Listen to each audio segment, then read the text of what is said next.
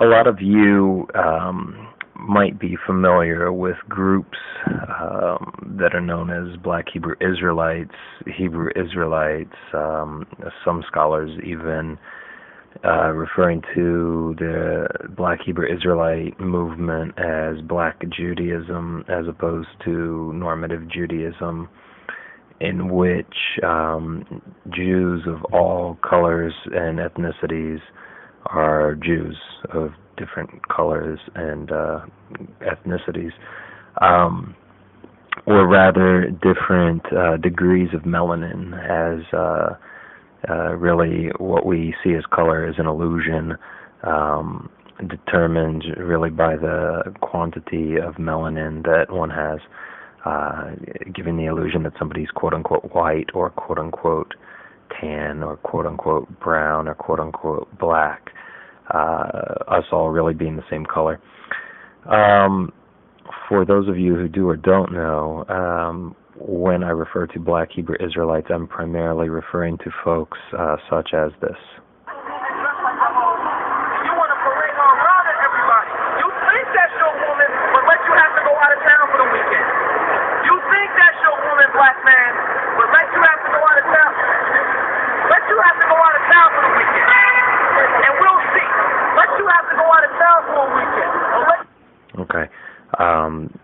So, you know, really people kind of playing dress up, having these ideas about what, you know, quote-unquote true Israelites look like, dress like. A lot of this being based off of artistic renditions, something that you might see in like a Sunday school or Jehovah's Witness pamphlet, a watchtower or something like that.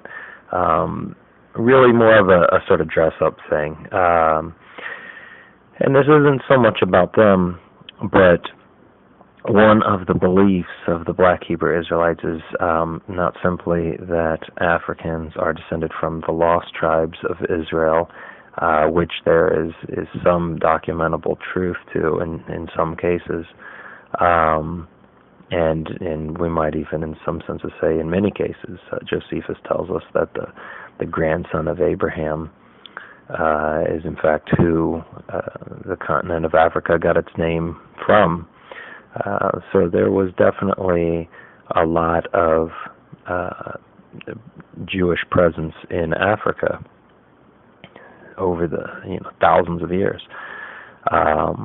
If that makes somebody uncomfortable, a white Jew uncomfortable, then this is really because they're practicing something of a white Judaism, which is also differentiated or should be differentiated from normative Judaism. Here we have Wentworth Arthur Matthew, a picture of him. He was at one time a friend of Marcus Garvey before they had a falling out. He had founded this group, the Commandment Keepers, in Harlem early in the 20th century. I'm just going to quote from you can find this on Wikipedia just to give yourself a brief overview of these different groups, the Black Hebrew Israelites, which we have to differentiate from the Hebrew Israelites and Beninese group. If any of you have been to Soul Vegetarian, a wonderful restaurant, and my impression of that group of people is that they're pretty cool people. They've recently won the right to gain citizenship in Israel after they've been residents there for decades. Anyway, a totally different group, even though their names are almost identical: Black Hebrew Israelites, Hebrew Israelites. But anyway, so here we have Matthew saying that the black man is a Jew, end quote, and, quote, all genuine Jews are black men, end quote. And this is really sort of the problem, this racialized vision of what Jewishness or Israeliteness means. And there's a number of videos and articles that I've written where I spell out how this is contrary to the Torah. And I give plenty of references, and I'm not going to do that here. It's enough to just bring that up and refer you to it. But one thing that since his time that a lot of Black Hebrew Israelites have jumped on, as well as a lot of Muslims holding to conspiracy theories about Jews and so on, is that European Jewry did not exist until about 1,000 years ago. And by European Jewry, they mean German Jewry, apparently not believing that Italian, French, and Iberian Jewry was actually part of Europe. But I digress. This is based on a conspiracy book by a non-historian that gained prominence really in the past probably 30 years, made inroads in the Muslim world, unfortunately, and that's the 13th tribe. In it, reference is made to the Khazars. The Khazars became Jews. Many scholars believe that most of them became Muslims later, and that the Crimean Karaites derive from them and have their own strange racialized form of Karaitism, which is different from normal Karaitism. They ignore, or that book ignored, and people who adhere to that book ignore a number of historical sources, including Arab Muslim sources that reference the Khazars as many of them being black, others being they didn't have these ideas of white like we do here, where Arabs were considered white in many cases. Al-Jahid said that Arabs were white, for instance, from his perspective as a black man. So this is, we don't want to confuse ideas and think of white as meaning, Northern European or Anglo-Saxon or whatever white meant. Light-skinned, basically, when people talked about these things back then. And black also didn't mean Arab or Mexican or Puerto Rican, black meant black, like Nubian black. It didn't mean North African. In many cases, North African Arab. It meant that you were black. And to many parts of the world, it meant that that was licensed to exploit you, at least temporarily. An idea that didn't die, and is slowly dying today. So anyway, we've got to differentiate between these folks. But is there any truth to what they're saying?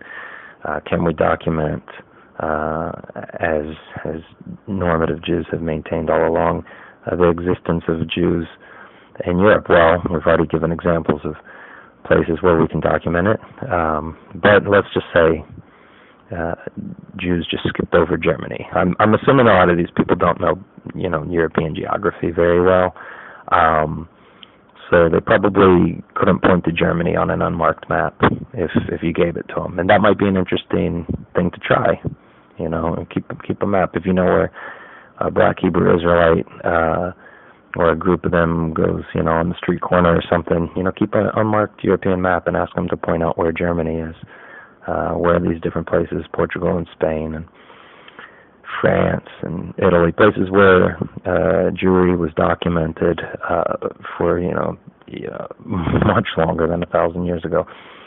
But let's just say they're right. I picked up this great book at half-price books the other day, and I knew what it was going to have in it. It was going to have the letter from Emperor Constantine from 321 CE, referencing the Jews in Germany. So I picked it up instantly. I said, this is great, because it says from Roman times.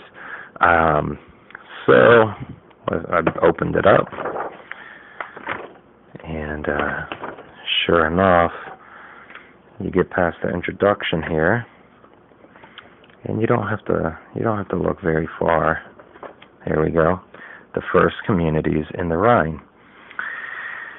And here we have it in Greek. You're not going to be able to read it here, but we can zoom in. You can see that's the real deal right there. You can pick up a copy of this and see it for yourself. This was a decree by the Emperor Constantine in 321, where he speaks about a long-standing, a long-existing Jewish community in the Rhineland, in Germania. It's not like a couple of people. It's not a minion. It's an established community by 321 CE, long before, centuries before the Khazarim had ever heard of Judaism, long before Islam was a rival power that influenced their adoption, the Khazars' adoption of Judaism. It's absolutely irrefutable, incontrovertible proof that Jews, that German Jewry existed long before what these folks are saying, what the conspiracy theory, the 13th tribe, is saying. Certainly there were Khazars that did integrate into the existing European Jewish communities, and there's absolutely nothing wrong with that or strange about that. We see Jews since the time of the ancient Hebrews picking up new people to come into the fold of Jewry and Judaism, both the same word in Hebrew, all the way back, for thousands of years. It's not a problem because it's never been based on some magic haplotype. It's never been based on the way that your hair looks or your nose is shaped or any stereotypical feature. It's not based on mannerisms. It's not based on Yiddish or bagels and lox or matzo ball soup or anything like that. And on the other hand, it's not based on Ladino, and it's not based on Amharic. It's not based on Chinese if you're a Kaifeng Jew. There's Jews around the world, Jews who look many different ways, Jews who talk many different ways, have many different customs. Judaism, Yahadut, transcends the boundaries of these tribal divisions of ethnicity. We see this because there are many modes of Judaism throughout the world. So even though you might not run into a lot of Jews telling you this, these are the facts when we study the Jewish communities around the world, and they're the facts when we study history. Josephus tells us that Jews were a nation, but they were not a race. They were not a genos, which isn't even technically a term for race, but a term for an intermarrying group of people. There was no concept of race at that time. Race is really a socio-political concept, and Europe and America had a lot to do with its invention. But this concept didn't exist. But genos, meaning that actually the root in Greek comes from gonads, meaning that it's a group where you basically intermarry. So you could see how notions of race came from things like that. Here is an artifact of the menorah also found in Germania in the Rhineland, which dates to the 3rd century. That's the 200s CE. So yeah, obviously this was not a flash in the pan. It wasn't a little minion. This was an established community.